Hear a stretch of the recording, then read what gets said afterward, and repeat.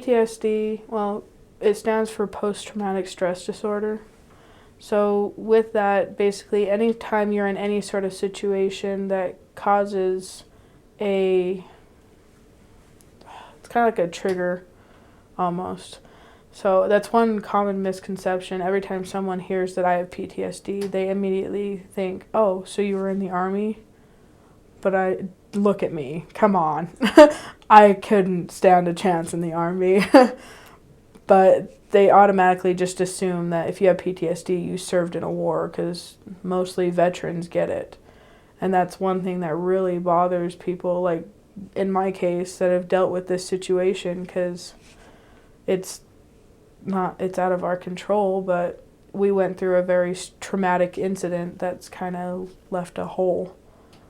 And our brains kind of just figure out how to fill that hole. But the only thing it can do is put that memory in that hole to plug it, basically, is how I would assume to kind of word it. But I was diagnosed after my dad passed away. My mom had me go to mandatory, what are they called? A psychiatrist. I went and saw her psychiatrist at the time. And she said, with my symptoms that I have of the night terrors and flashbacks, whenever I get in any sort of situation where it could be similar to the situation I was in, like closed closet doors, I can't have them anymore. So all my closet doors are taken down, and I have curtains put in, basically, now. So any closed closet doors will trigger me. Just anything that is relatable to it, that's kind of like the symptoms of PTSD. It's basically your mind reliving that traumatic event that you went through. The psychiatrist tried to put me on like antidepressants and a sleeping aid to help me get through the night without dreaming type thing, but I refused to take pills. I'm not a big fan on them in the first place because of everything my dad went through, and because through high school, I mean, I was depressive and suicidal already. I don't need to take pills and then heighten that sense again and bring it back up. So I don't take anything for it. My friend Veronica from my suicide support group, she did something that's called EDMR therapy, I think. Basically, they have you say what happened, and after you say what happened, they tell you, think of something good, a good memory, to replace it. And it's kind of reprogramming your brain, so when you're in that kind of situation where your brain wants to kind of kick in and go, okay, it's time to panic, or your chest starts feeling tight or anything like that, your brain automatically kicks in and is like, well, but do you remember this one time? So I've been looking into doing that kind of therapy, but it's pretty pricey and I can't really afford it. So I don't do it. But every second Thursday of the month, I go to IHC here in Provo in the Women's Center, and they have the Heart and Soul Suicide Support Group that I go to every month. And then every third Thursday, they have the same group, but it's in the Payson Hospital in the Women's Center. And it's refreshing just to be around people who actually understand, because it's probably the most frustrating thing about being in the situation I'm in is everybody going, oh, I completely understand. Oh, I'm sorry. No, you don't. You don't get anything that I'm going through type thing.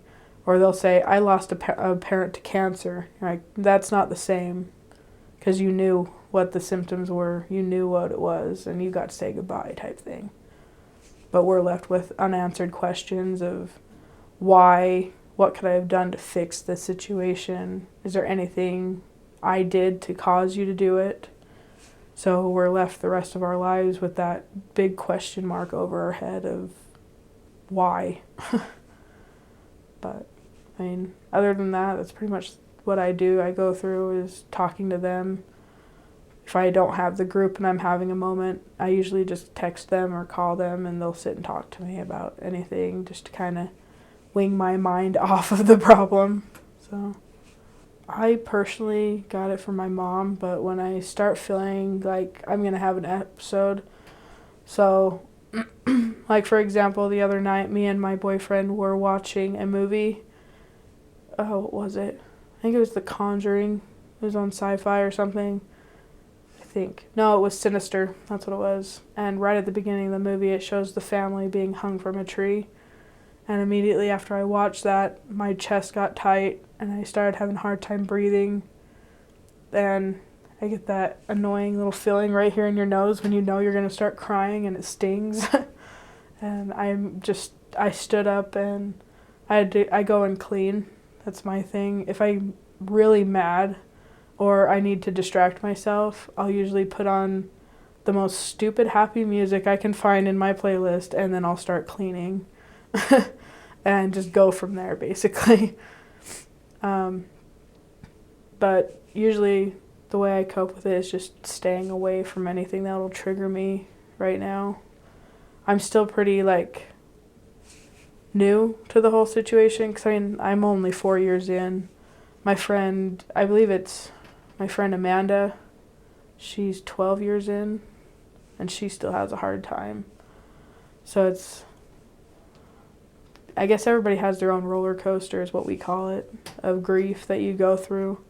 And you heal differently, so you can't really compare it to someone else, but you can kind of take from what they do or what they've learned or what they've said to kind of cope with it and go from there and make your own path type thing. But there's really nothing, as far as an advice to someone dealing with the issue, probably don't close yourself off, be open to talking to people. Find resources that are willing to help you, that have people that understand what you're going through. Because I know that's what helped me and my mom the most, is a week after it happened, we went to a suicide support group. And everybody was really surprised to see us there. But me and her both knew that's what we had to do. We had to find someone to talk to, because nobody understands but people who've actually been through the situation.